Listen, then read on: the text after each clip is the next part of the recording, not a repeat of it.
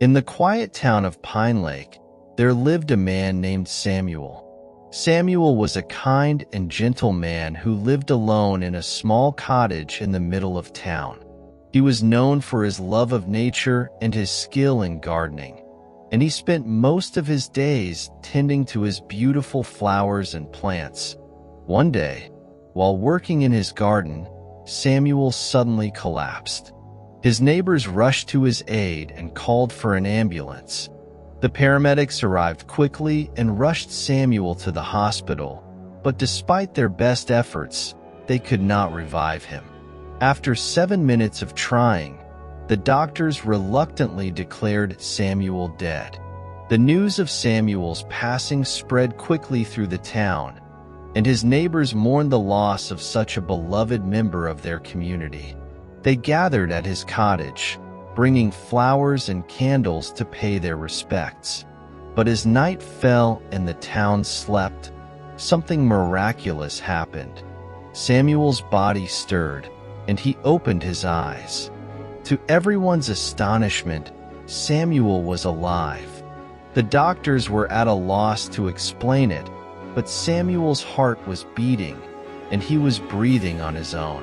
Word quickly spread that Samuel had come back from the dead, and the town was filled with joy and wonder. Samuel himself was amazed and grateful to be alive, and he thanked his neighbors for their love and support. From that day on, Samuel lived each day to the fullest, grateful for the second chance he had been given. He continued to tend to his garden, but now with a newfound appreciation for the beauty and fragility of life. And though he never fully understood how he had come back from the dead, Samuel was content knowing that he had been given a rare and precious gift, the gift of a second chance. As Samuel recovered from his ordeal, he began to notice some strange changes in himself. He found that he had a heightened sense of smell and hearing, and he could see in the dark as if it were daylight.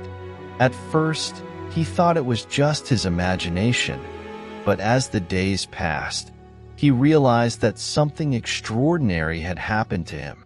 Curious and a little afraid, Samuel sought out the town's wise old woman, Madame Louise, hoping she could shed some light on his newfound abilities. Madame Louise listened intently to Samuel's story and nodded thoughtfully. "Samuel, you have been given a rare gift," she said. "You have been touched by the spirit world and brought back from the brink of death. But with this gift comes great responsibility. You must use your newfound abilities wisely and always remember the fragile balance between life and death." Samuel was both awed and humbled by Madame Louise's words.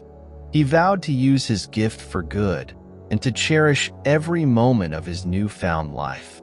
As the days turned into weeks and the weeks into months, Samuel's abilities continued to grow. He found that he could communicate with animals and even understand their language. The birds would sing to him of the wonders of the world, and the squirrels would chatter about the goings-on in the town. Word of Samuel's abilities spread far and wide, and people came from near and far to seek his advice and guidance.